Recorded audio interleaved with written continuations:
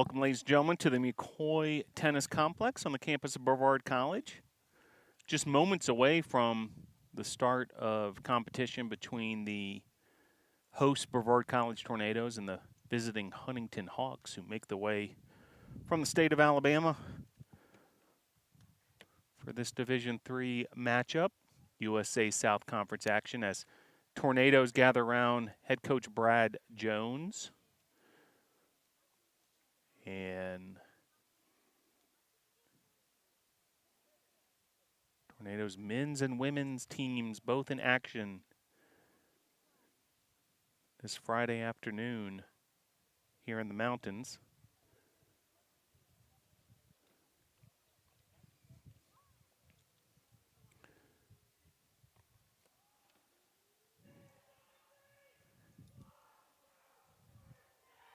So stick with us throughout the day. We'll be bringing you updates from the different courts and all the action here on the campus of Brevard College. You're watching men's and women's tennis. Brevard versus Huntingdon.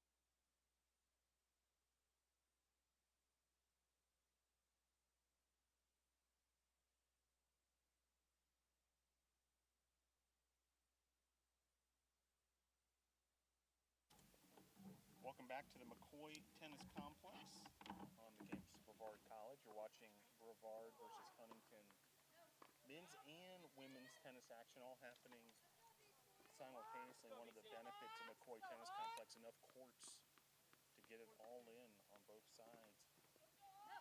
The match you're watching in your immediate picture here, number one doubles Ethan Mcgee and Noah Lewis.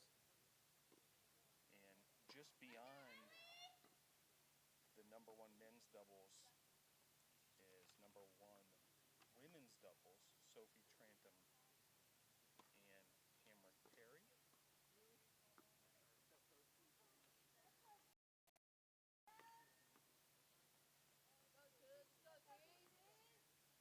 Tornadoes men's doubles, Ethan Mcgee and Noah Lewis are number one doubles team. Number two doubles, Devin Horton and Bryce Burnett. And James Cerseich and Jamarcus Walker's number three doubles.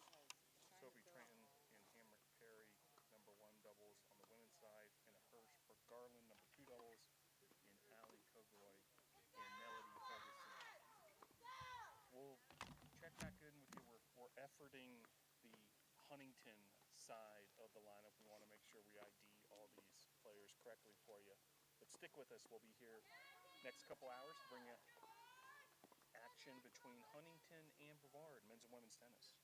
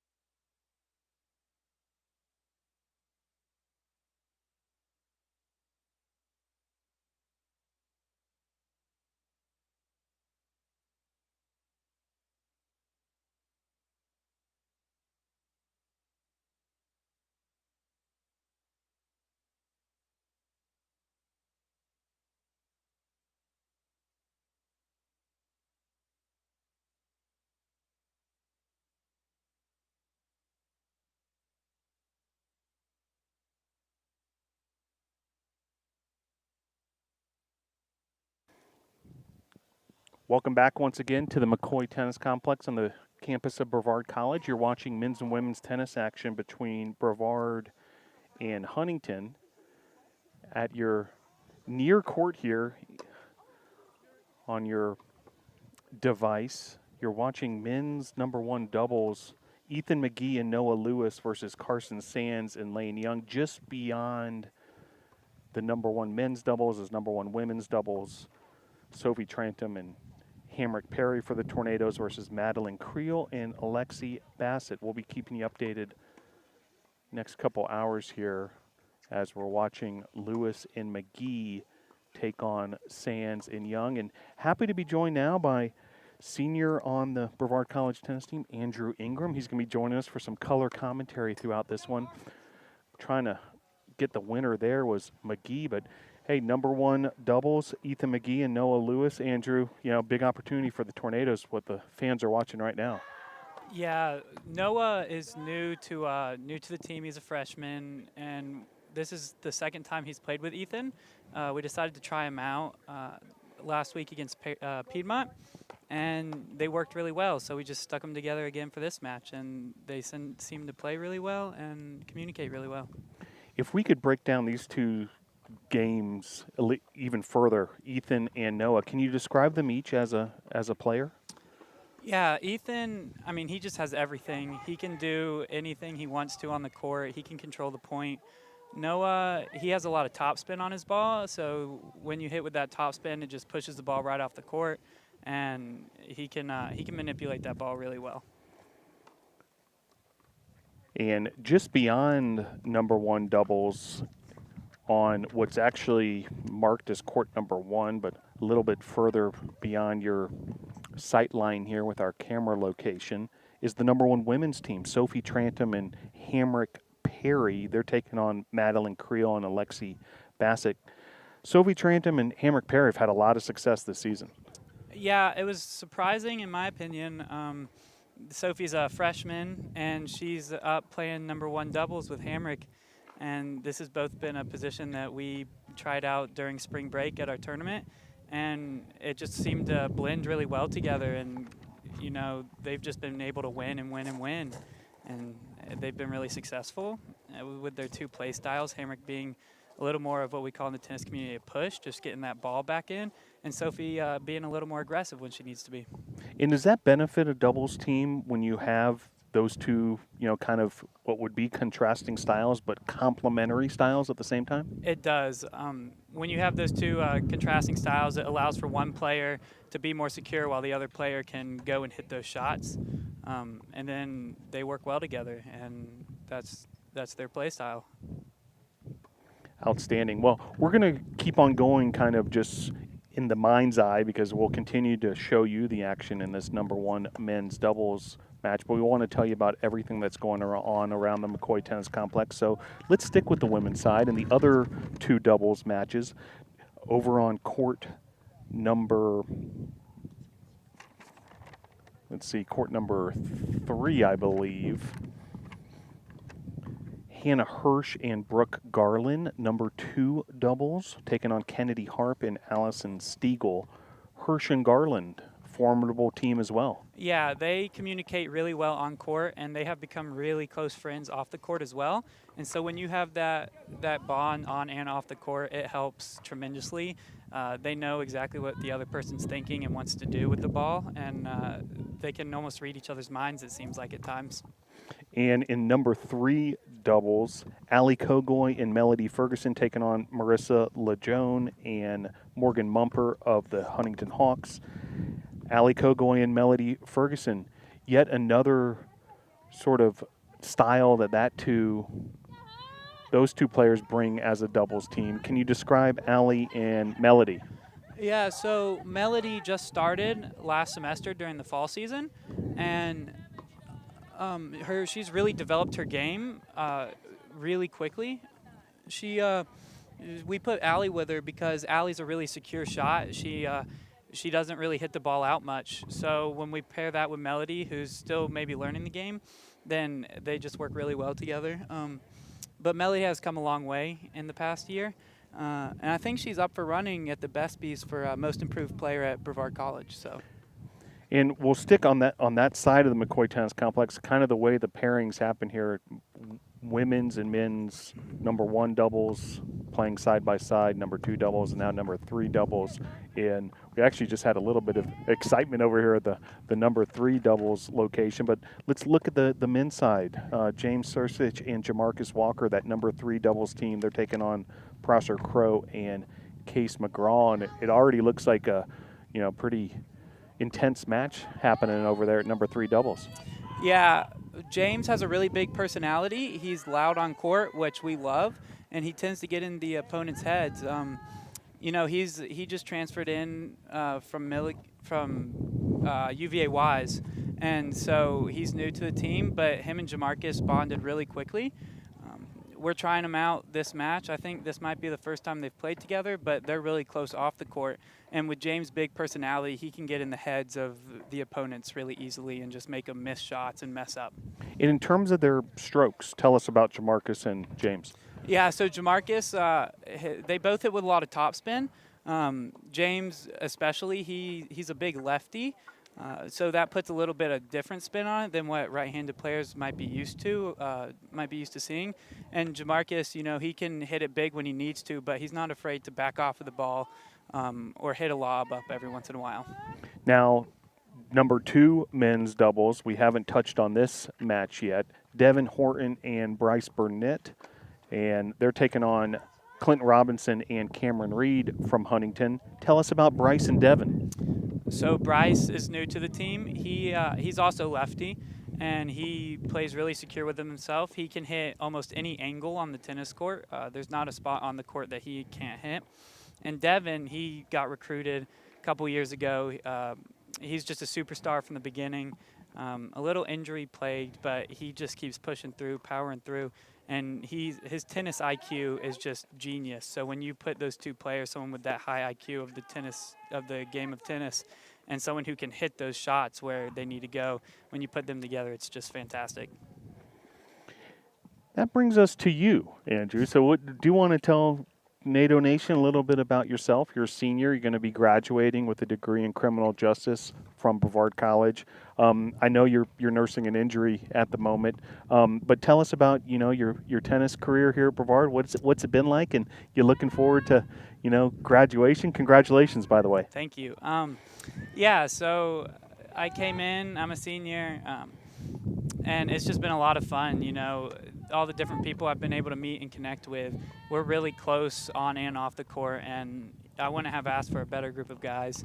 I'm really proud to play tennis with them. They're all unique and so special on the court and off the court. And unfortunately, I can't play with them this season, as after spring break I broke my arm. But I'm still here every day at practice, cheering them on, at matches, cheering them on, wanting to see them succeed. And that's what's always been fascinating to me about college tennis. So many people look at the sport of tennis as an individual sport, but on the collegiate side, it's really a team sport. There's no doubt about it. Not just when they're playing doubles matches here, but just the whole culture of it, and beyond just the men's team, the men's and women's team together as one collective unit. Can you talk about you guys in terms of your team unity and just that team concept of not just collegiate tennis, but specifically here at Brevard College?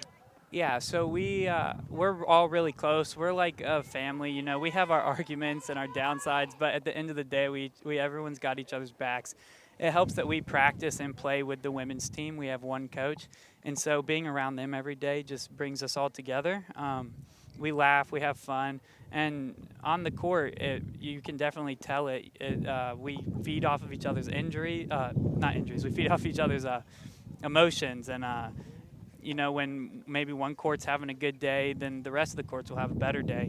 And we're all just really connected, and it's great to be with this team.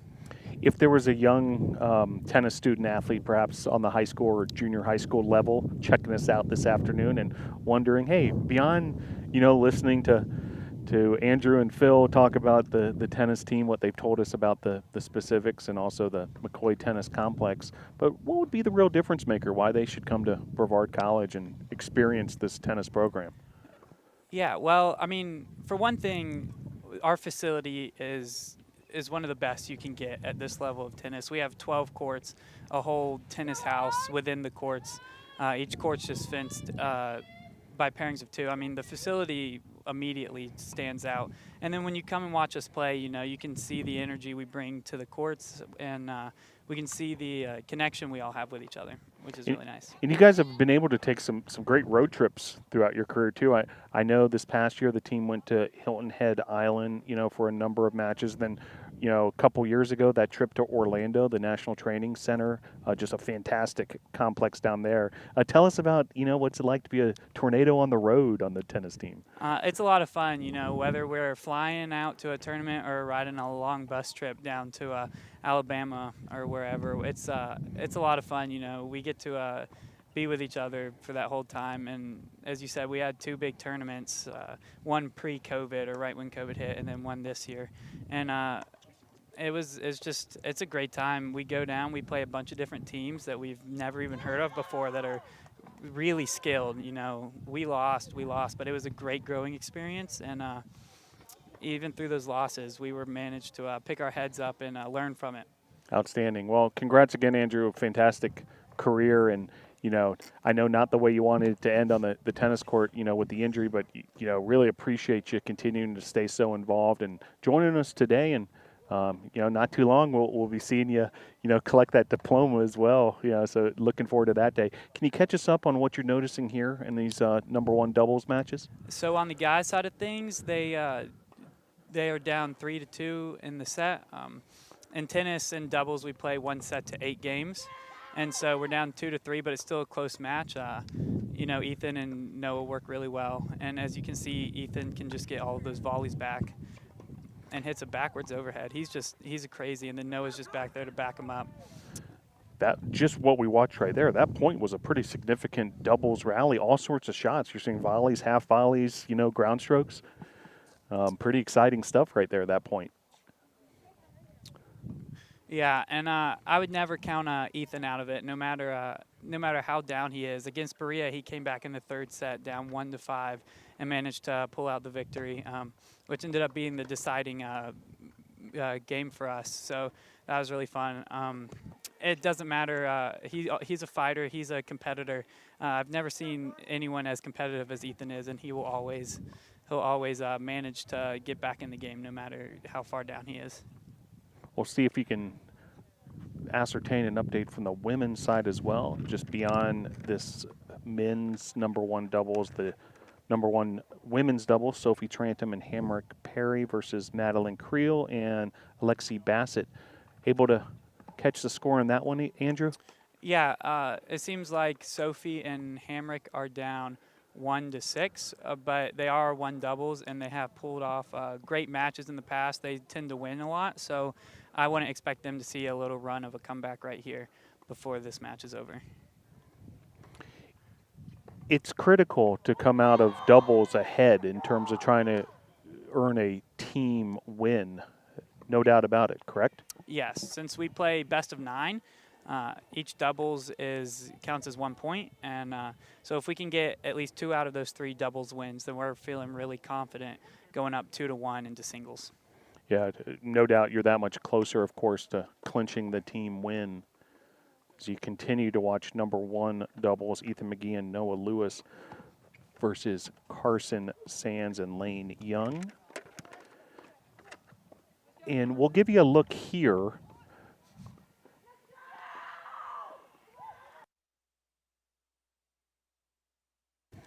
Yeah, looking now on some of the further courts, Hannah Hirsch and Brooke Garland versus Kennedy Harp and Allison Stegal. That's number 2 women's doubles. So all these matches, of course, critical. Hey, if you take a 3-0 lead into singles play, you're really in the driver's seat. Yeah, if you're up 3-0, it's not unheard of. It's not uncommon. It's really tough, especially against a really strong team like Huntingdon. But if we can get up 3-0s in doubles, then we are really confident going into singles. And right now, our 2 doubles with Brooke and Hannah, they seem like they're down 1 game, 4-3. But they work so well together. I wouldn't be the least bit surprised if they were able to get a break right here and get back on top. And even further on the screen that you're watching now, you'll see men's number 2 doubles, Devin Horton and Bryce Burnett versus Clint Robinson and Cameron Reed.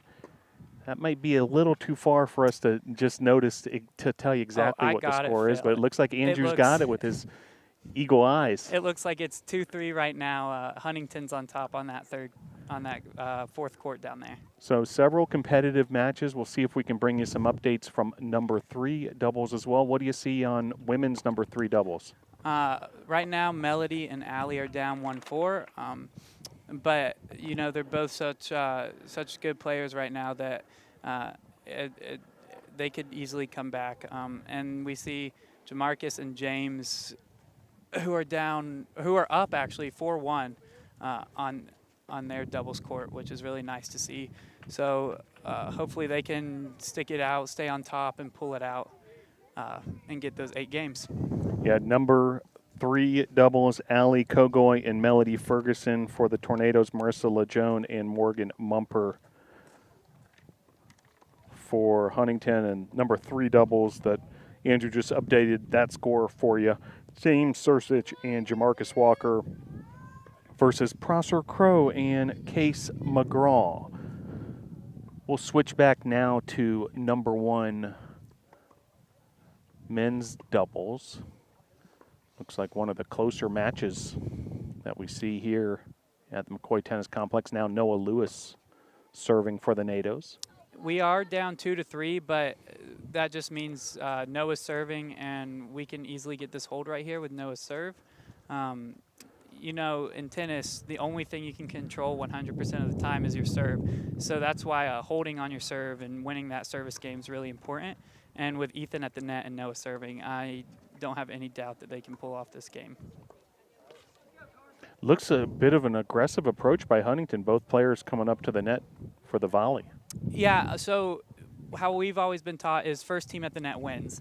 If you can control the net, then you can control the point. Kind of like in chess, if you can control the 4 middle spots in chess, then you can control the board. So if we can get to the net before they can, then we can control the point.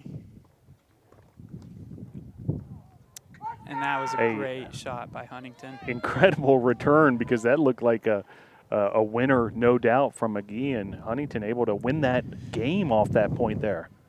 Yeah, unfortunately they did get that. That was just lucky. That was the best shot he had, and you just got to give him props at that point. Right place at the right time. Right place at the right time. That's it. You did everything you could to try and win that point, and they just had a better shot. There's nothing bad about it. There's nothing too good about it either. It's just what happens. Well, the women's team, Andrew, they've won 7 of their last matches entering today. Really been on a bit of a hot streak. Quite some time since we've seen this kind of success on the women's side. Really exciting stuff for Brevard College. Yeah, so the women's team is really good, and it surprised me at first seeing how good they are coming into the season, because they only have 6 players. So they don't have much of a chance to change anything up. But they're tried and true all the way through, and you know, they've stuck with what they can, and it seems to be working just fine. Yeah, last time out, a 8-0 sweep of Agnes Scott. You know, they were able to sweep that doubles competition, really get in the driver's seat in Decatur, Georgia last weekend, but looks like a tougher opponent today with Huntington across the board, both on the men's and women's side. Pretty good rivalry between Brevard and Huntington across all sports. That was pointed out by a couple student athletes on the most recent Tornado Talk when we were previewing this tennis match. They were like, "Hey, you know, go get Huntington. This is a rivalry for us. You know, no matter what sport you play." Yeah, since I've been here, we've never beaten Huntington. Maybe once. Huntington and Grange always seem to just slip through our fingers. And so if we can pull this win out right in my senior season, even though I'm not playing, I'd still be elated. Yeah, I bet. No doubt about it. Well, stick with us. We'll be continuing to update you here at the McCoy Tennis Complex. Meanwhile, Huntington with the service here. It seems on number 2 doubles for the women's side of the things, Hannah and Brooke have taken the lead up 5-4 or 4-3. It is a little hard to see, but and we are serving, so we have a chance to hold and go up 2 games. So Hirsch and Garland, in fact, Hirsch serving at the moment in number 2 doubles. And meanwhile, we'll bring you back here to number 1 men's doubles. As you can see, Huntingdon went in the I formation. It's a service. It's a service game where your partner gets low in the middle of the court to throw off the returners, as it did with Ethan. You don't know where he's serving or where the net guy is going to go after the serve bounces, and so that was an effective strategy.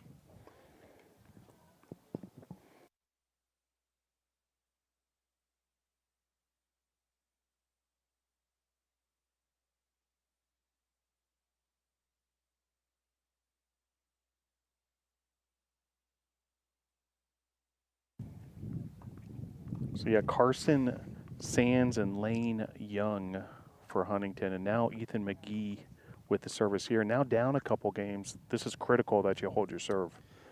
Yes, you know, Ethan has a good serve, and if Noah can poach off the ball after the serve, then there's a big chance he can win the point right there. Just a miss hit from Noah, but that first overhead he hit was beautiful, just how you want to play the point.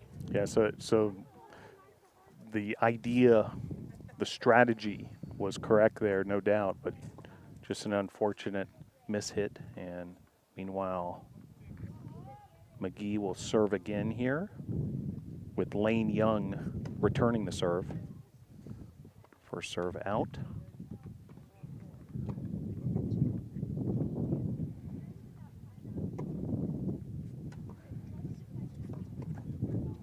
Then an ace on the second serve.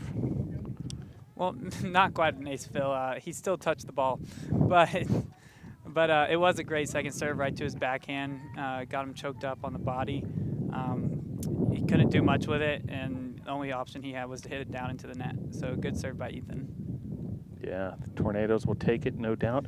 Now the wind's starting to pick up. That's something you guys deal with quite a bit here at the McCoy Tennis Complex. We're nestled here in the mountains, so you get the occasional wind gusts, sometimes quite strong. I know you guys played a home match earlier this season where, you know, it was difficult conditions for both teams. That, you know, from the tennis player's perspective, you know, just how difficult is that when that wind suddenly gusts in? Well, the wind can do anything to the ball. No matter how you hit it, it can blow the ball the opposite direction of where you're trying to hit it. Luckily, we do practice and play in these conditions often, so we kind of train to use it to our advantage. If the wind's blowing one way, we might hit with it, so it could be a little more pace shot or directional shot to where we want it, and throw the other team off. Since we are in the mountains, we can use this wind how we want it.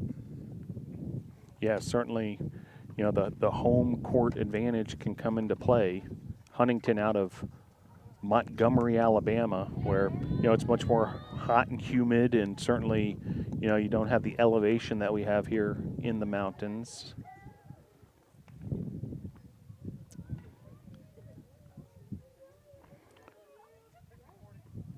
.1540, so Huntingdon a break point opportunity here. Yeah, and if they get this break, then Huntingdon will be in the driver's seat of this one match, this one doubles match. First serve just missing wide from Mcgee.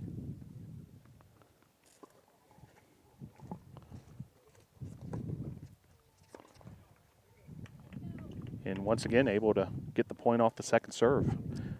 Yeah, he was able to hit a nice clean body serve, choked up his forehand, couldn't extend like he wanted to, and made him miss into the net. Different players have different strategies in terms of second serve. You certainly don't want a double fault, but at the same time, you need to produce a winner of some type. Yeah, so how we teach it is we really focus on our first serves. We just want to get that first serve in. And then if it comes down to the second serve, it's the same thing. We take away the power, we take away the pace, but we add a lot of spin. That's what our coach preaches, and that's what we follow by. If we can add that spin onto the ball after the on the second serve and just give it a little more kick after it bounces, then we can hopefully try and trip up the opponent. Well, Huntingdon, the team of Carson Sands and Lane Young, were able to get that break of the serve, and now one game away from winning the match in number 1 doubles. See if we can update some other scores, Andrew, with your assistance. Let's take a look at women's number 1 doubles. What do you see there? It seems like I said earlier, Hamrick and Sophie are making a little bit of a comeback. Only 3 games down. If they can hold right here, and then get a break, they'll be right back in this match. Here at 3 doubles, we have our number 3 women's doubles down 6-1, kind of in the same position that our men's doubles is in. And we are on top at men's 3 doubles with James and Jamarcus up 5-2 on top of Huntingdon.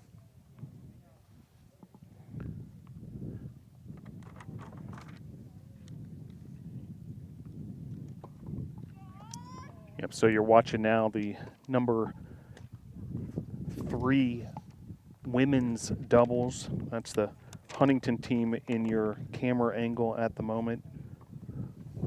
Marissa LeJohn and Morgan Mumper, they're taking on Allie Kokoy and Melody Ferguson. And just beyond them, Jamarcus Walker and James Cerseich. Number 3 doubles team for the Tornadoes versus Prosser Crow and Case McGraw. And now we'll see if we can flex your long-distance eyesight once again, Andrew. Let's take a look at number 2 women's and men's doubles. At the number 2 women's spot, it seems that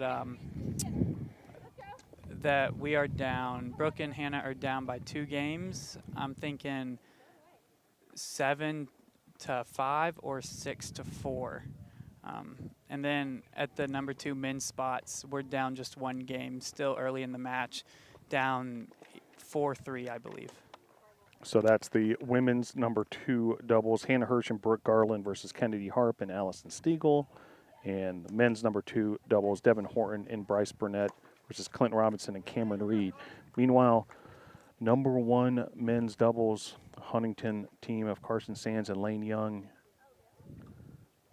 in the driver's seat here and trying to win this match on this very game, correct? Yeah, they've taken control, but Ethan and Noah have been playing this 2-back right now to try and slow down the pace of their offensive power on their serve. If you can, and that seemed like Ethan just hit the ball out for the match.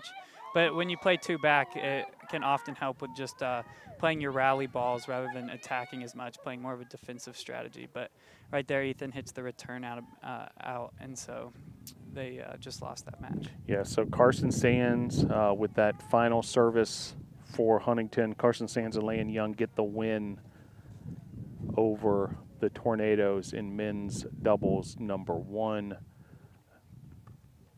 And looks like women's doubles number 1. Is that wrapped up as well, Andrew? Yes, it seems that way. I think our 1 doubles, Hamrick Perry and Sophie Trantham also lost. But, the rest of the doubles are sticking in there. And if we can fight back in these games, then we'll switch our camera location now to number 3 women's doubles on your near side and men's number 3 doubles on your far side.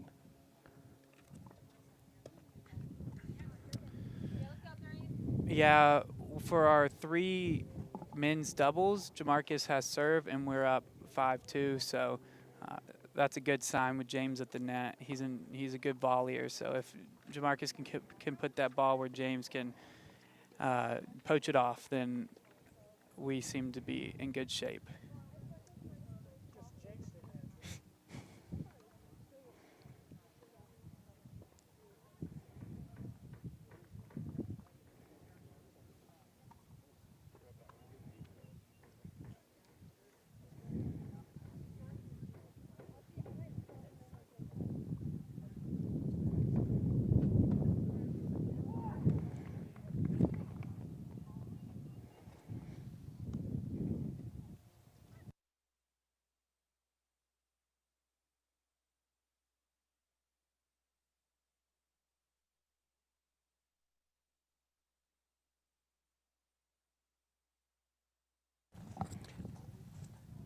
So, love educating our viewers, Andrew, about the sport of college tennis. You talked about doubles, how it's the first team to win 8 games. 9 games. 9 games wins the match. And Doubles. doubles. Yes, Doubles, 8 8 games. Sorry, games. my bad. Now, take us through how the tiebreakers work on the double side. So tiebreakers on doubles are a little confusing. So if it gets to 7-all, then they play a 10-point tiebreak. So it's just first to 10 points, and whoever serves first will serve on the ad side, whereas you generally start on the deuce side, and you only get 1 serve. But then the opposing team will start on the deuce side and then also serve on the ad side, and it switches back and forth with 2 serves each after that first serve. And before long, we will be getting singles action going. You know, there's slots 1 through 6, which count towards the scorebook, best of 3 in sets. But again, the question is, how does that tiebreaker work on the singles side in college tennis? So if it is a set tiebreak, you only play to 7 points. But if it is a match tiebreak, you will play to 10 points. So what that means is, if the match isn't decided yet, if no one has gotten best of 9, then the third set will be played out fully. But if the match has been decided, it will be played in a 10-point tiebreak instead of a full third set. But if it is just a tiebreak to finish out the first set or second set, then it is a 7-point tiebreak. Makes sense, yeah.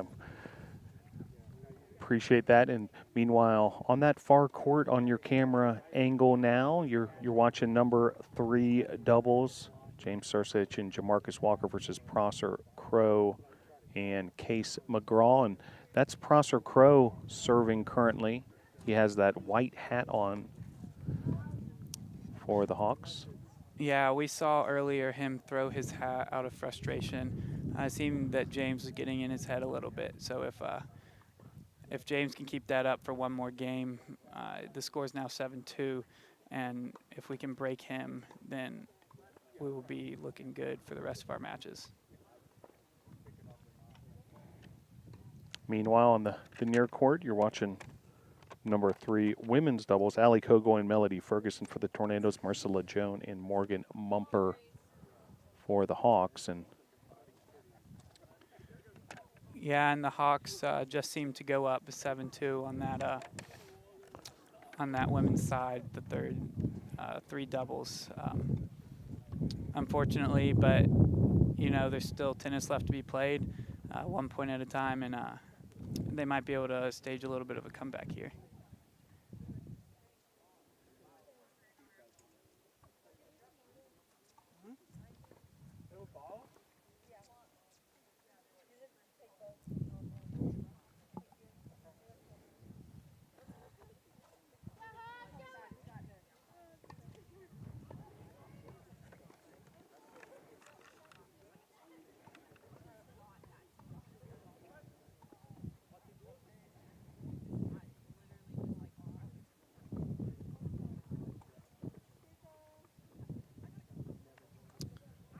And on that 3 men's doubles, Huntingdon was able to hold to change the score to 7-3 with Brevard still up. so Brevard 1 game away from winning that number 3 doubles. And like I said, I mean, this is, in terms of the team score, pretty critical match here, number 3 doubles that we're keeping an eye on. Meanwhile, Allie Kogoy serving here for number 3 doubles.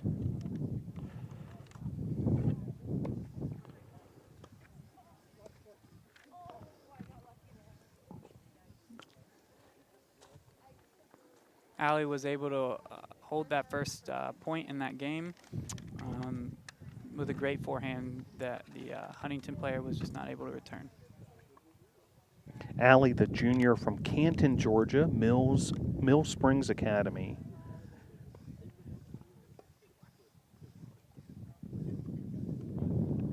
Remember, Allie made an impact right away when she arrived as a freshman. Win, I believe, in her collegiate debut, if I remember correctly. Yeah, immediately she was fighting for that number 1 spot. You know, she showed that she was a good player, and she showed that she deserved to be there. But strategically, right now, we have her at 3 doubles to so we can hopefully get more wins as it's been shown in the past matches. Melody Ferguson, the sophomore, native of Virginia. Allie's teammate here in number 3 doubles.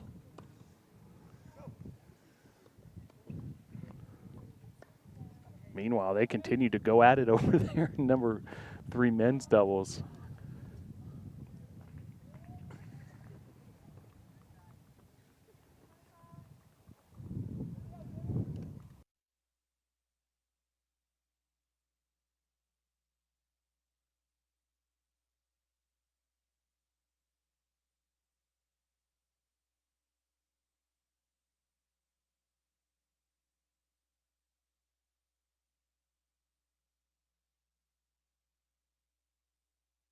So James Cerseich serving potential set win here and match win for the Tornadoes in number 3 doubles.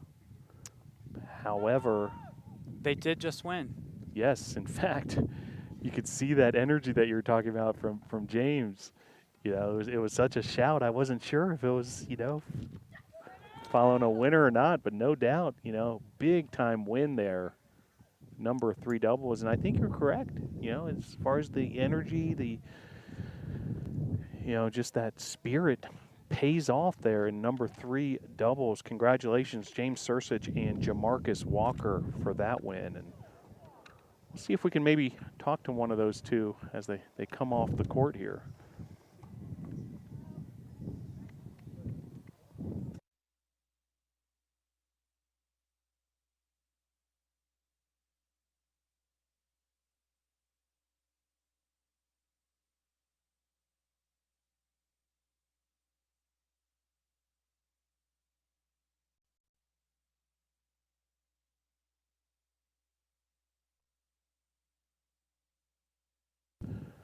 Back here at the McCoy Tennis Complex, and on the far courts, number 2 women's doubles, Hannah Hirsch and Brooke Garland versus Kennedy Harp and Allison Stegal.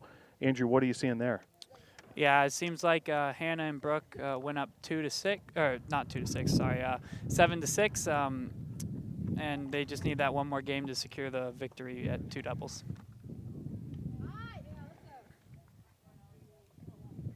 Hannah Hirsch, the freshman from Estero, Florida, Estero High School, and Brooke Garland, junior from Canton, North Carolina, Pisgah High School, local product.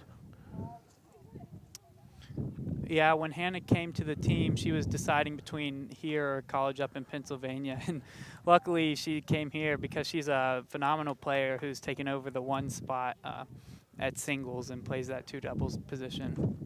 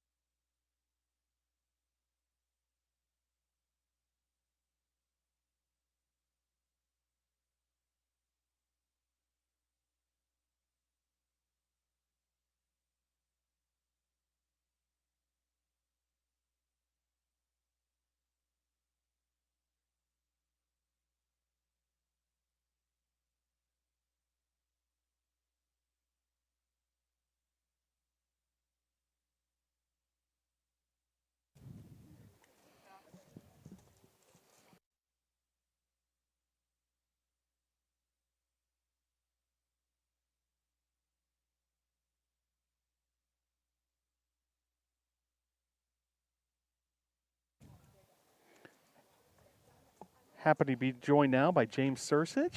James, congratulations. Thank you. 8-3 win. You and Jamarcus Walker in number 3 men's doubles. The win over Prosser Crow and Case McGraw. Tell us about the match. It was a lot of fun. This is me and Jamarcus's first time actually playing doubles at a match.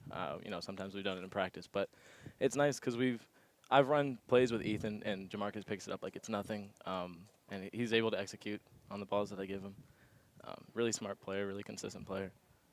Now, we were talking to your teammate Andrew Ingram, who's been providing some great color commentary for us today, and he talked about your style and how you really bring some emotion to the game, and that's part of the winning formula, for yourself. And when you play in a doubles match like that one with Jamarcus, tell us about that side of you, because you seem like a pretty cool, calm, collected, laid-back guy to me right here, but you get after it there on the court. Yeah.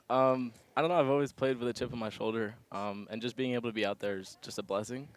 It just fuels me to play my best. And I've always watched a lot of passionate players, so I just try to emulate what they do. Yeah. Tell me specifically, who are some of those professional players that you emulate your game after? Definitely Nadal.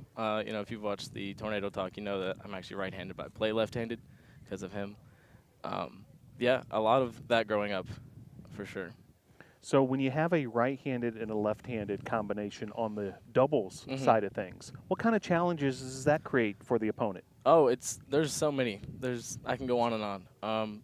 For starters, it's a cloudy day today, but if you have a lefty and a righty, both people don't have to serve into the sun, so that eliminates the sun issue. The ad side to the left side of the court, I can kick it wide to the opponent's backhand, really high, and it just sets up my partner for an easy slam. But yeah, I could go on and on. It's all spin. Really, lefty spin is different from righty spin. It'll spin into your body as opposed to spinning out, and righties aren't used to that. So, yeah. And there's only so many lefties out there, so you might not, from the opponent's standpoint, they might not have the opportunity to practice much, against the left-hander. So certainly, maybe an element of surprise there. Yeah. We actually have like 4 or 5 lefties. I know Jared, Dalen, me, Bryce. So it's good to have that many lefties to get used to it in case, it does come across in a match. So from Brevard's standpoint, certainly can prepare if there is ever a left-handed opponent. Well, meanwhile, James, you've got number 5 singles coming up shortly. Tell us about your mentality. You finish a doubles match, you've got some time, not much time, but a little bit of time to regroup and head into singles. What's going through your head? What are these next few minutes like for you? I think it's just slowing the heart rate down. There's a lot of nerves when you first step out on the court. I know our first game was a little rough. I was missing some easy balls. But that just comes with, nervousness of a match. So I think I'm going to take this time, take deep breaths, focus on, my game, and then go out there and just try to play. All right, James. Well, James Cerseich and Jamarcus Walker, number 3 men's doubles, 8-3 winners. Congratulations on that. Best of luck in number 5 singles. Great job, James. Thank you. Love you, Mom.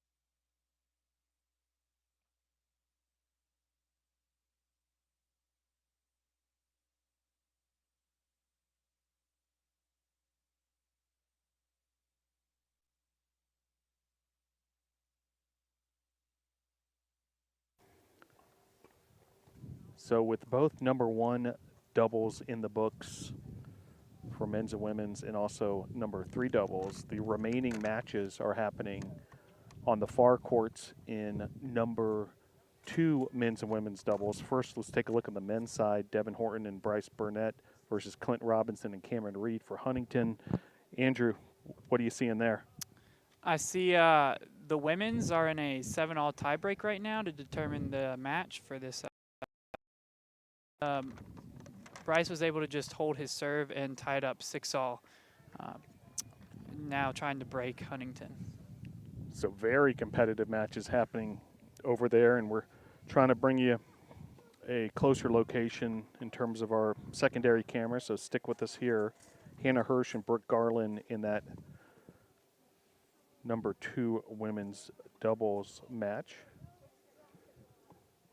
They're taking on Kennedy Harp and Allison Stegal. So you're able to see here tornadoes with the serve. Yeah, it seems like it's Brooke's serve right now. They're playing 2 back on the serve, more of a defensive tactic, and then they're going to work their way up to the net, as you see right there.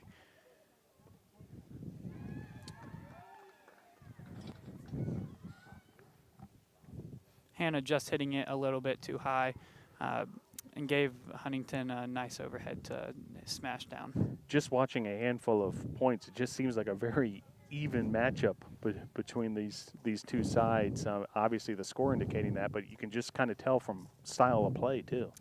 Yeah, this will be one of our more competitive matches of the season, as both teams are trying to make the conference tournament here in a couple weeks, and the women are in driver's seat to make that conference tournament. It seems like their match is just finishing. I can't tell right now who won, but the women are in a really good position to make the postseason tournament, conference tournament. So we'll try to find you a final score from that women's number 2 doubles as soon as we can. Meanwhile, men's number 2 doubles looks like it perhaps is wrapping up as well, Andrew. So stick with us. We'll try to bring you some updates on these final doubles matches as we head towards singles play.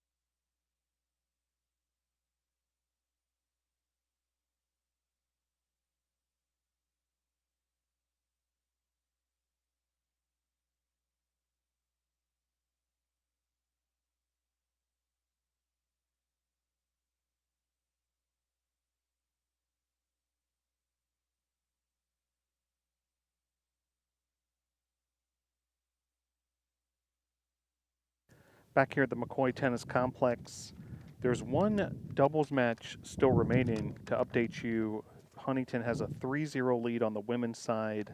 And then the men's doubles side of things, we're all knotted up at 1 with 2 of the matches complete. Huntingdon took number 1 doubles, Carson Sands and Lane Young over Ethan Mcgee and Noah Lewis.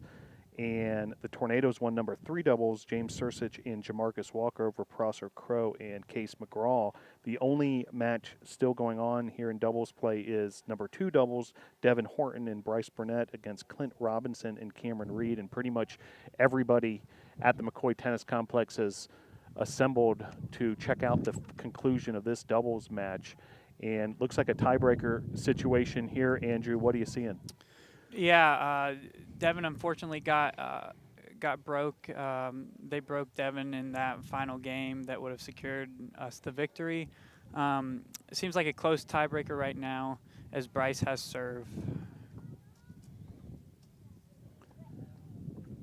Devin Horton, a sophomore. Bryce Burnett, a freshman. So 2 younger players, but getting it done here for the Tornadoes. And you know, you've seen both teams gathering over there, and one of the cool things about college tennis is when you get down to this final match, whether it's on the doubles or the singles side of things, you kind of get the teams gathering around, and it becomes whose team can get behind their players as much as anything, you know, back to that team sport mentality. And look like a big point there, and you hear a roar from the crowd. Yeah, when it gets like this in these close matches and the teams are out on the court supporting it, it can turn into a yelling match really quick. So the battle isn't just on the courts that are playing; it's also on the between the teams that are watching as well.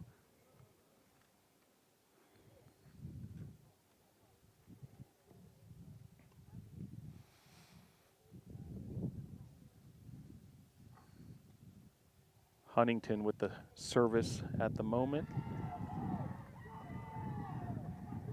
Looks like Huntingdon with the winner there.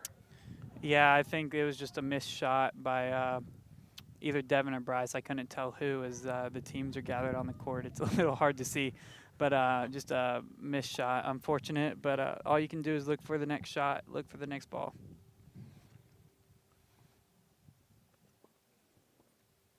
Devin now has serve, and as he serves and volleys, it was a good strategy, but Huntingdon was just able to get it past Bryce on that point.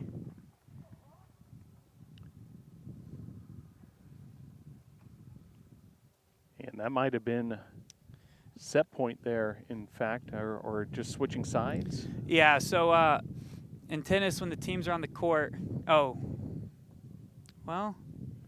when the teams are on the court, you have to switch sides to whatever side your teammates are on, so you're not yelling at the opponents. Oh, I see.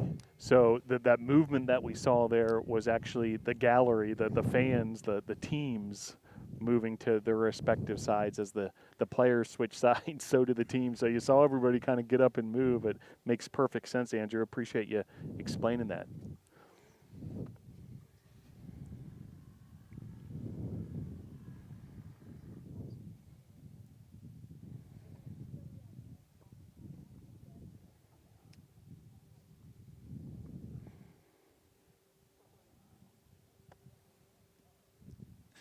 Right now, Devin's on his second serve. He serves and volleys, and he was able to win the point off of his serve. As you can hear the crowd erupt and the team erupt. Really high energy over there. A lot of energy going on. Devin Horton, sophomore from nearby Hendersonville, North Carolina, Hendersonville High School. Yeah, he attended the same high school as Hamrick Perry, so they were friends before college, too. Now Huntington's service.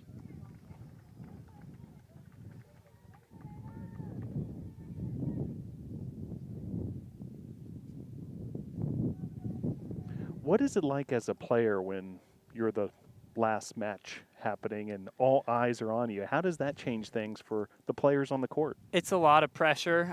Sometimes you hit shots to not mess up rather than hit the smartest shot or the best shot possible. Yeah, because everyone's watching you. You're that last match. It's really nerve-wracking, but if you can get control of the nerves, it's a lot of fun cheering with your team as Devin hits a winner right there that they couldn't return. Yeah, it's a lot of fun. You just look over to your team, you cheer, everyone's being loud. But then the opposite happens when you lose a point. You have the other team cheering against you. But it just, for me, it makes me want to play even harder and get that victory.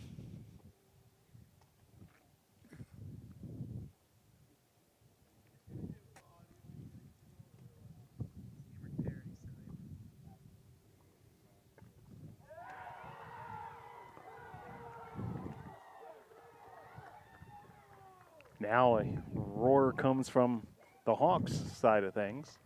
Yeah, they were able to hit an overhead winner. And that's the downside of being loud is when you're loud, your opponents are also going to be loud. And it's a back and forth game. The point a lot of times doesn't happen just on the court. It happens in your head. As Devin and Bryce were able to get another one right there.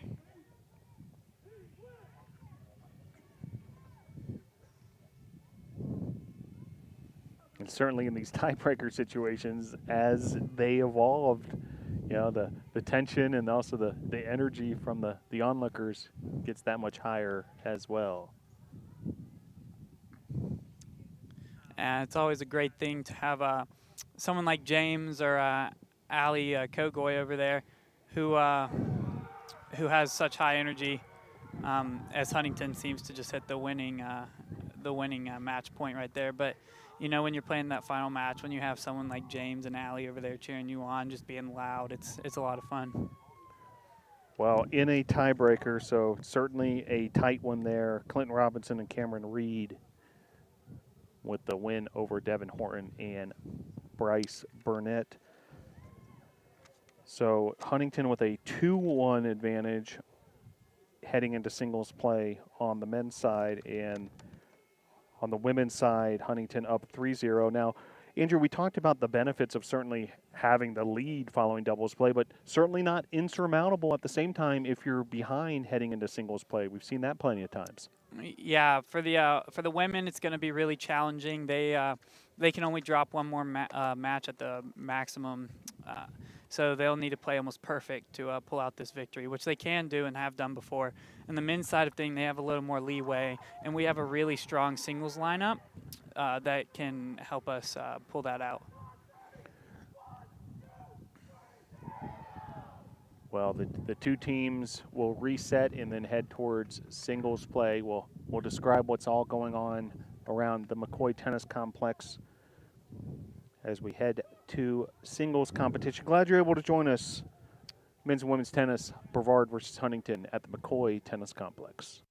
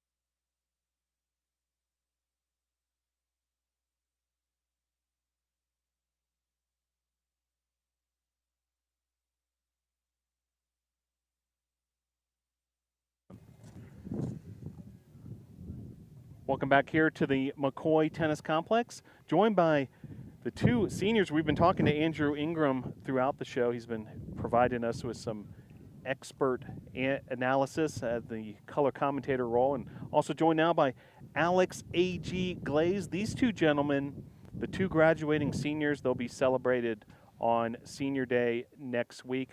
A.G., thanks for joining the program. No problem, no problem. For the second time.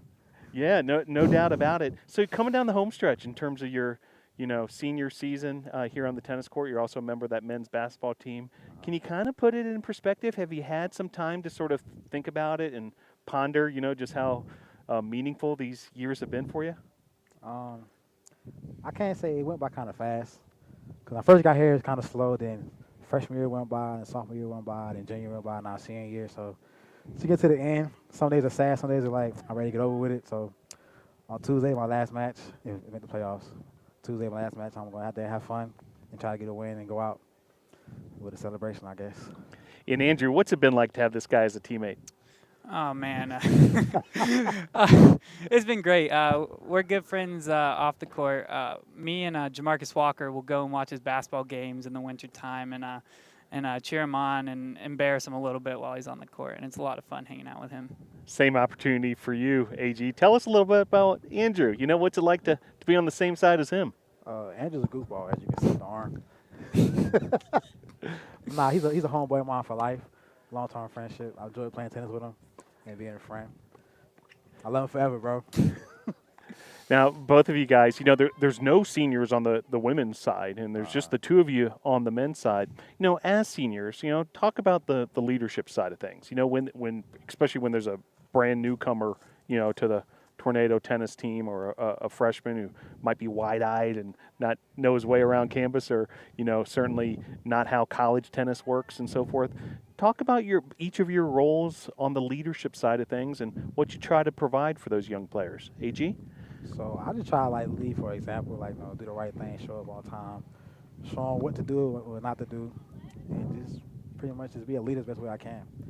I'm not really as vocal as Andrew might be. I'm more quietly just do what I'm supposed to do, and basically that's basically it.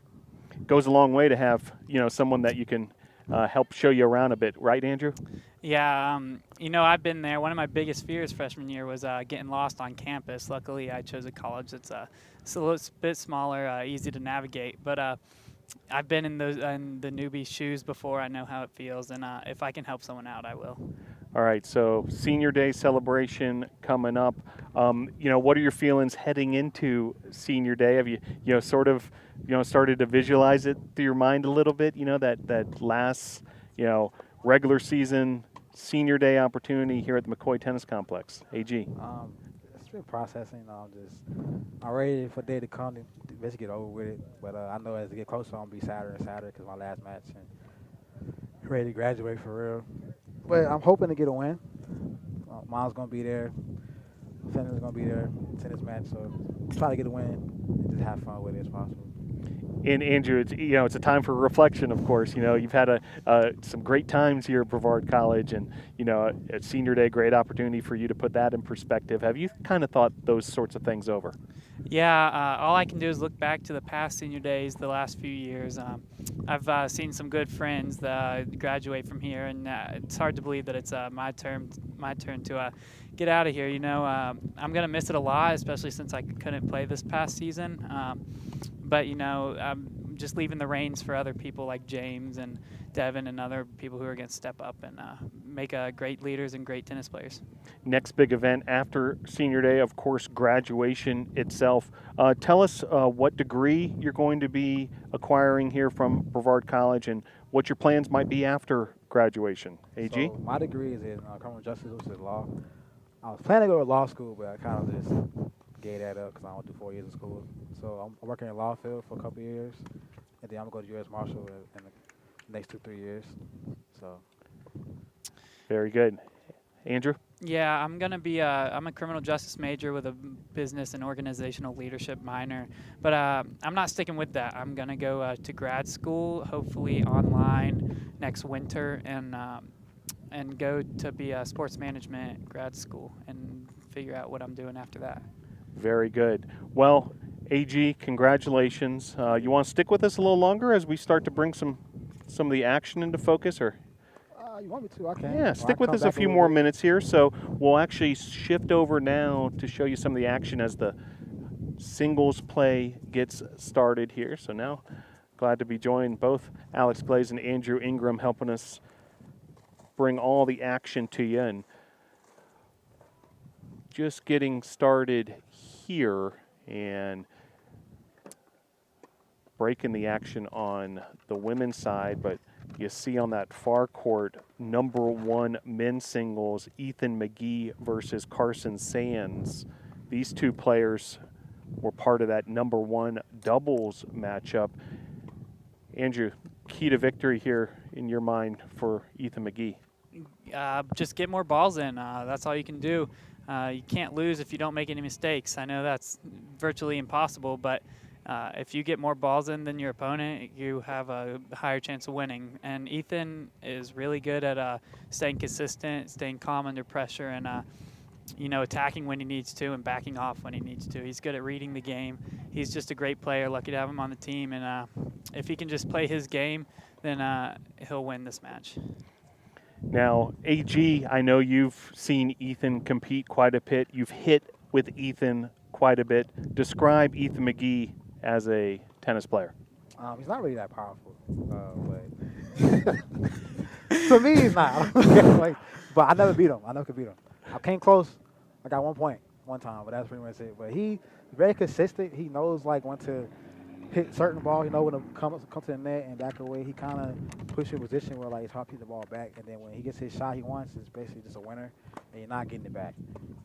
So, and Ethan can play with his right hand and left hand too. We didn't know that, which is very difficult. He has beat me with his right hand one time. I was actually very sad about that. So With left hand. Oh, he's left-handed? No, he's right-handed. He beat you with his left hand. He beat my left hand. Last week. I was mad. Kind of embarrassed. Now, what's next? One hand tied behind your back? Yeah. I don't know. I was like, it's not fair, yo. Yeah.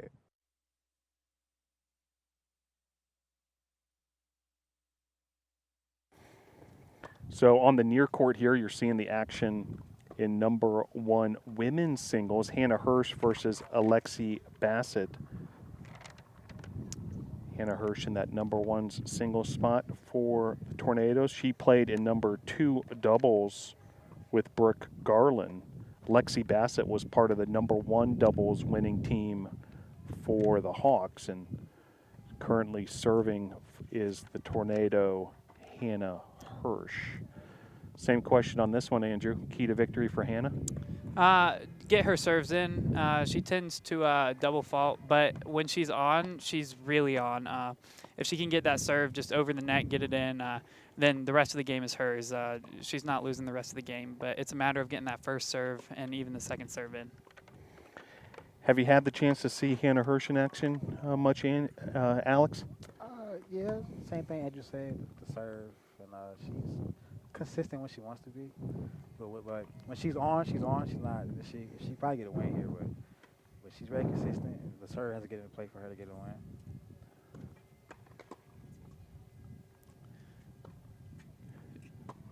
Looks like the two players content with ground strokes here.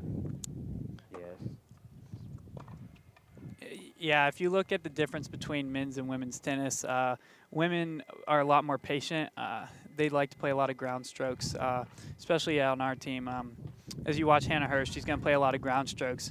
But me personally, I know a lot of the guys on our team, we like to we don't have that kind of patience to just sit back and hit ground strokes. So we'll try to be more aggressive, get to the net, which will either be really good or really bad, depending on how well your volleying and approach shots are this day. So we'll give you another look now at nearby court as number 3 women's singles is underway also. Allie Kogoy for the Tornadoes and Kennedy Harp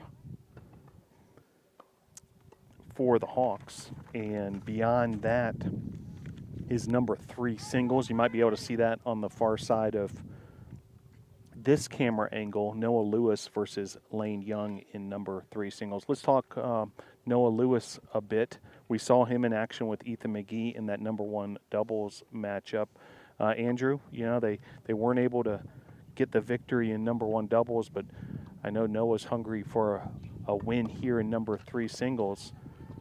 What do you see here in this number 3 singles matchup? Yeah, Noah, he's a very skilled player, especially as a freshman, and putting him at 3 is a great spot. He's skilled enough to play 3 or even 2 sometimes, but 3 is good for a freshman. He learned the reins at 3. But for him to win, he needs to just play himself, not get frustrated with himself, not lose hope if he goes down in a game or a set.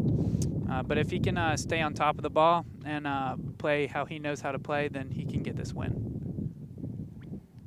And then at the near court here, number 3 singles, Ali Kogoy versus Kennedy Harp. So stick with us here. We'll be bringing you more action and updates from the McCoy Tennis Complex. Glad you're able to join us. Huntingdon versus Brevard, men's and women's tennis.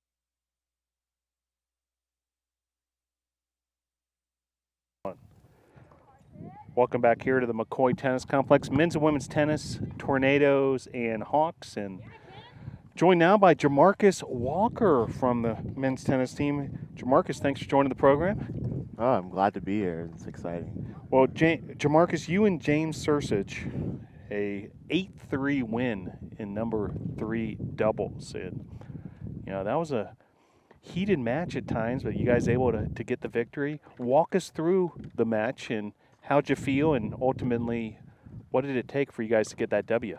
Well, yeah, it really feels good to get a W. Like, it was me and James' first time playing doubles together. Before we walked out there, we just wanted to keep our heads up high, and we just kept saying, "Hey, just keep your head up the entire match." So I think that's what allowed us to stay in it and eventually take the win. So it was a really great feeling. We felt really good during the whole match, before, after. So just everything felt great about it. Yeah, and Andrew was talking about James and exactly some of the energy that he brings to the equation. Can you talk about James and how that sort of vocal style of his can be so effective? Oh yeah, it definitely gets in people's heads for sure, and like sometimes that's what we need. We need someone to just get under the opponent's skin, and James is really good at that. He's really good at motivating his teammates, his doubles partner. He's good at everything, it seems like. All right, to your right here, Jamarcus, are the two seniors. These two are going to be honored next week for Senior Day. When you think about these two, all kidding aside, all joking around aside, now's your chance to publicly, give these two a shout out, some words. What makes these guys great seniors, great teammates, great leaders? Oh, well, honestly, I think these guys might be my least favorite teammates. I mean, I'm kidding, but I really like their leadership as seniors. Both of them are really great. They're good locker room guys. AG he's crazy. That's all I can say. He knows how to cheer people up, make people smile and stuff like that. And that's sometimes what people need. And Andrew's just a guy. He's out here. He's a little upset he broke his arm, but hey, he's what we need. He still comes out to practice every day, even though he's not playing. He helps out and coaches us sometimes on the sidelines. So it's really good to have him out there, and both of them do a really good job and a really big important part for this team. Andrew, kidding aside, Jamarcus, a great teammate of you guys as well. Can you talk a little bit about your guy here? Yeah. So freshman year, I thought he hated me for all of freshman year, and for the most part, we ended up rooming together, not by choice, sophomore year. And that's when I really got to, junior year after COVID happened, and that's when I really got to know him a lot better and who he is as a person. He's a great guy. Maybe could brush up on some more tennis skills, but no, he's no jokes aside. He's a great guy. He's one of my great friends on the team, and I'm glad that I got to know him. Well, Jamarcus Walker, you've been working with us in the athletic department and gearing towards a career in sports, and you had the opportunity to go to the NCAA convention this past year. We were able to debrief you a little bit on Tornado Talk, but for the audience, viewing the tennis matches today, tell us about that experience in Indianapolis. It was a great experience. It really opened my eyes to everything that's out there in the world of athletics. I got to meet some really great athletic directors and presidents from other schools, so that was really fun. Just helped me build some connections and things like that. And also, there's 44 of us participants. I met all of them. All of them are great people. We still talk today. So hopefully some of those bonds that we made in Indianapolis are lifelong bonds. I'll actually be going back to Indianapolis over the summer, so hopefully I'll get the same experience as the first time. All right, well, stick with us here just a moment or two longer, Jamarcus, because we're going to switch back to the action here and give you the same opportunity we gave AG a few minutes ago. As Andrew's been joining us all afternoon long with some expert analysis, and now it's your turn, Jamarcus. We're watching number one singles. Let's start with the women's side as Hannah Hirsch is battling Alexi Bassett. You've seen Hannah in action throughout this season. Tell us about her game. Hannah's amazing. It's like everything she does on the court is really nice. Even as a freshman, I've seen a lot of she's had a lot of ups and downs, but I can tell her future here is really bright, and she sticks at it. She's dedicated, comes to practice early every single day. So I really like how she keeps her head up and always stays in it. And for her being a freshman playing number one is really hard, but I can tell she's taking it really good this year. And at the far court there, Ethan Mcgee is taking on, in number one singles, Carson Sands. These two players squared off in number one doubles as well. Huntingdon got the win in that one, but Mcgee looking for the win here in number one singles. I know you've hit a bunch with Ethan Mcgee. You've seen him play throughout his career. Tell NATO Nation, just what this guy's like as a tennis player. I'm going to say this. Ethan's like the Michael Jordan of tennis. Everything he does is just ridiculous. I don't know how he does it. He just hit a slice right there. It's crazy. Everything he does is like ridiculously crazy. I just don't know. There's no words to explain how good of a player Ethan is. He's very he's very good. that's all I can say. All right, well, let's stick with your teammates on the men's side of things. We'll go around the horn here at the McCoy Tennis Complex. And, Andrew, feel free to add to anything Jamarcus may have to comment on here. Number two singles, a newcomer to the Tornadoes, Bryce Burnett, is in action right now versus Clint Robinson. He's had an early impact for the NATOs, Jamarcus. Bryce. Yeah, like when Bryce came last year for a visit and practiced with us a little bit, I could tell he would be a really good addition to our team, and I'm glad he decided to come play with us. Everything he does on the court is amazing. He's a really good player. He has everything in his bag. So it's really nice to have Bryce playing doubles and singles. He can help us get a win. He's very encouraging to all of us on the team. So it's really great to have him. Now, Bryce and Devin Horton, who's playing number four singles, they were involved in a really nail-biting tiebreaker over there in number two doubles. I know you and your teammates made your way over there to cheer them on. They didn't come out on the winning end, but that was a fiercely played doubles match. Were you able to catch some of that, Jamarcus? Yeah, I was able to watch the end of it, but both of them played their hearts out. You could tell both of them really wanted it. Like our entire team wants this win. You could tell they're really trying to help us. But sometimes you just got to forget about it and move on. Like both of them are playing singles right now. They're both doing good. So hopefully they can pull out the win, get a little revenge from doubles, and get it back in singles. But I really like both of them. I'm very confident in both of them winning. Devin Horton currently playing number four singles. Your teammate on the double side, James Cerseich, in action in number five singles. And Hunter Williams, we haven't had the chance to comment much on Hunter. He's playing number six singles. Would love to hear both of your thoughts as far as Hunter Williams and his strengths. So Hunter's a great guy. On the court, he's something special because he might not hit with the most pace or power in the world, but he's like a backboard. It's like hitting against the wall while training because he just gets everything back and he knows where the ball's going. Everyone on the team struggles with playing him except maybe Ethan, just because of who Ethan is. But everyone else, I mean, it's hard playing someone like that who can just rebound the ball back to you that easily and that quickly. Yeah, and like I've probably played Hunter the most this year, and every single time he finds a way to come out and win. That's what's special about Hunter. He always finds some way to win. Every match he plays, he keeps his head up and wants to stay in it. Gets to every ball, which is really good. He's quick, fast, and hits some great serves, great shots, and all of it. So Hunter's really good at the single spot. So we're lucky to have him. Very good.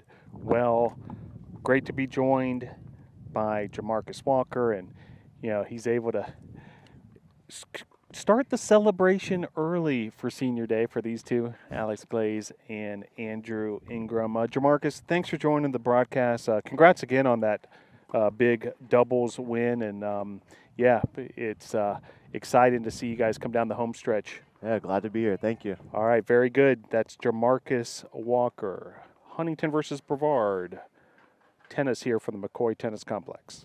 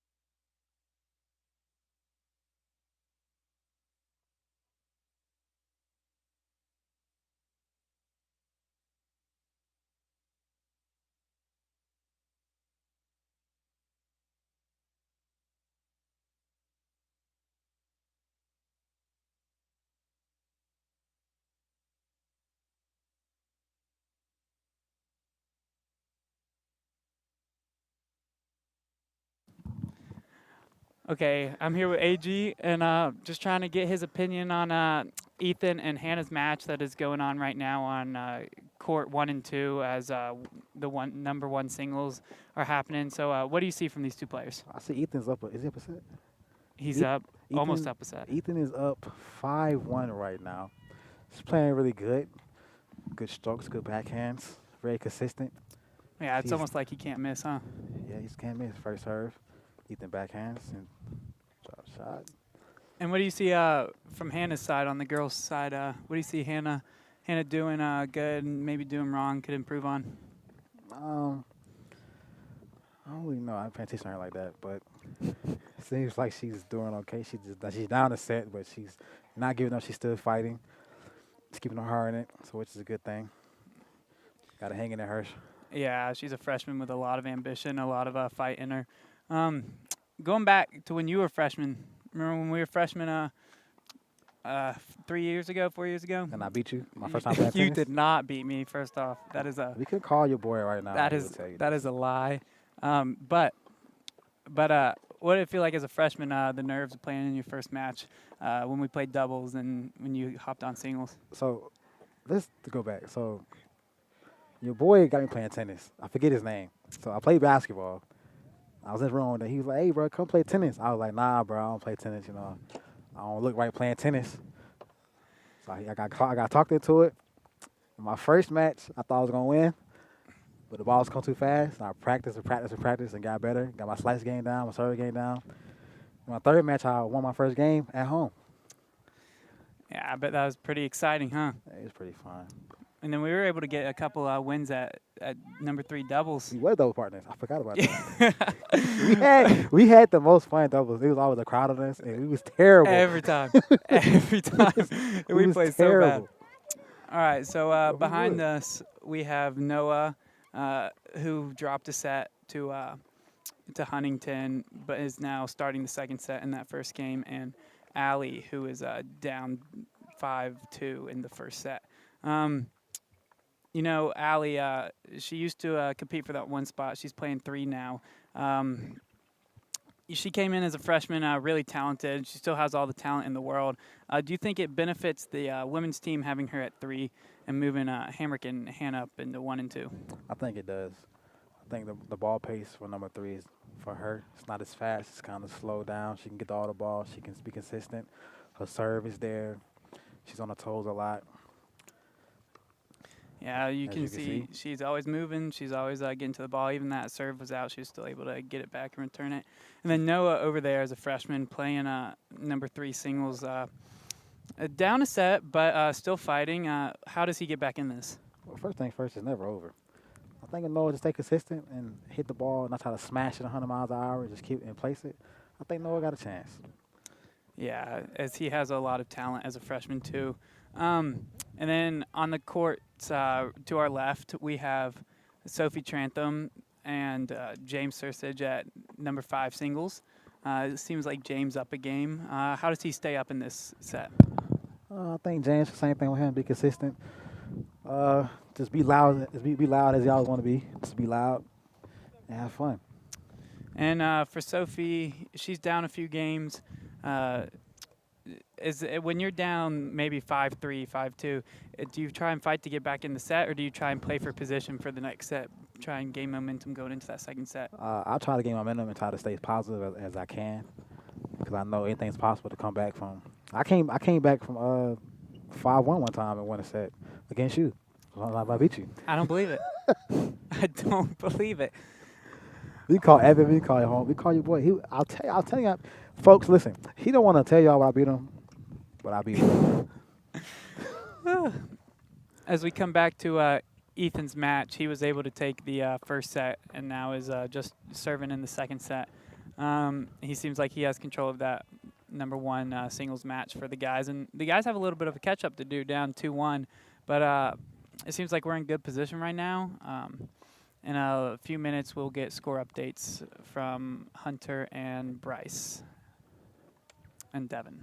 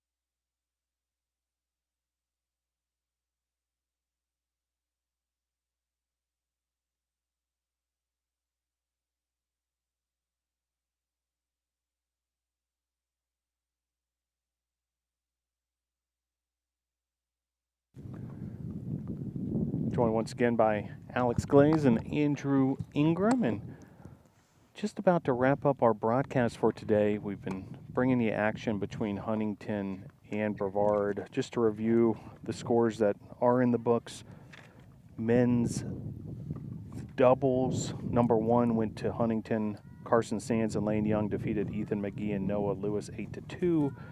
In men's number 2 doubles, Clinton Robinson and Cameron Reed with an 8-7 win, 7-5 tiebreaker over Devin Horton and Bryce Burnett. And James Cerseich and Jamarcus Walker with the 8-3 win over Prosser Crow and Case McGraw in at number 3 doubles. And we've got some updates on the singles side that you'd like to provide us, Andrew? Brooke Garland seems to be down 3-4 in a close first set. Devin Horton is up 5-2 in the first set. Hopefully he can pull off and win that first set. Ethan Mcgee, as we said earlier, won the first set and is up 1-0 in the second set. And Melody was unfortunately lost the first set with the second set just being started. And Hunter is up 4-1 in that first set. And if he can push through, that'll be big for the guy's side. So Tornadoes playing pretty well here in the singles side of things, and it's going to be a competitive match down the stretch. We wish we could bring you more action, but due to some prior commitments, we have to fade away the broadcast here in just a matter of moments. But it's been great hanging out with you guys here at the McCoy Tennis Complex. Final words before we let you go, AG. Well, first things first, Phil. Happy birthday. Yeah, happy birthday. I don't know how old you are. I want to say two. I think it was Like I saw 27? 23. 27? Yeah, something like that. it's Well, all right. appreciate that, Stay guys. young forever. Thank you very much. No, we hope to see you here again. Next time we have the broadcast out on the tennis courts, and we'd love to see everyone in person too. If y'all can make it for a trip, if not, that's reasonable too. But we love having big crowds here. But luckily, we were able to have a broadcast for this match. Yeah, glad you're able to mention that, Andrew, because I'll tell you from experience, the McCoy Tennis Complex, a great place to just hang out for an afternoon and watch some tennis. So Nice weather, if you're in the area here in the Western North Carolina mountains, come on out. Next up is this Tuesday. It'll be Senior Day, where these two will be honored, but you can also check out some action, of course, and come on out and hang out. And from the student-athlete perspective, it makes a difference, correct, when there's a big crowd here? Because when you score, like, you lose or not, they're going to cheer you on. It's always Yeah. loud. Especially, I like it when the students and fans don't know what's happening, because you could be getting just absolutely whooped, and then you get hit a you hit a winner shot, and then they just erupt for you, and it just makes you feel so much better. You gain confidence, actually. You do. It gives you a lot of confidence with a big crowd. Yeah, so if you literally want to be a part of helping the Tornadoes win, and one last thing, I do want to mention this. When the Tornadoes do win, the W flag goes up. Comments on the W flag, each of you? Tell us about this deal. So when I first got here, I didn't know I didn't know what it was. So until we got a win, took a picture, they put it on like the little pole, and it flies like the whole day into the next match. So I think it's pretty cool. Something that I think it's pretty cool. I think it's good for our program. Just we get a win, post it on Instagram or Facebook or Twitter, they put it at, and it's just something that we do as a team. If we get a win, girls or boys, we fly it and let it fly into the next match. Yeah, I think that just leads back to the connection between guys and girls. It doesn't matter who wins. If you get a win, we're flying it. Fortunately for the girls, they've had quite a few more pictures with that flag than the guys' side. But hopefully here today we can change that around and get both teams can get the picture with that W flag. All right, well, NATO Nation, check out at BC Tornadoes on Twitter and also Instagram, Brevard College Tornado Athletics on Facebook, www.bctornadoes.com, and you'll be able to find the final results from these matches. But glad we're able to bring you a bunch of the action as singles play continues here between Huntingdon and Brevard men's and women's tennis. We'll see you back out here on Tuesday of next week. Alex Glaze, Andrew Ingram, great job on the broadcast. Thanks for joining the show. Thank you for having me. All right, go Tornadoes. Yes, sir.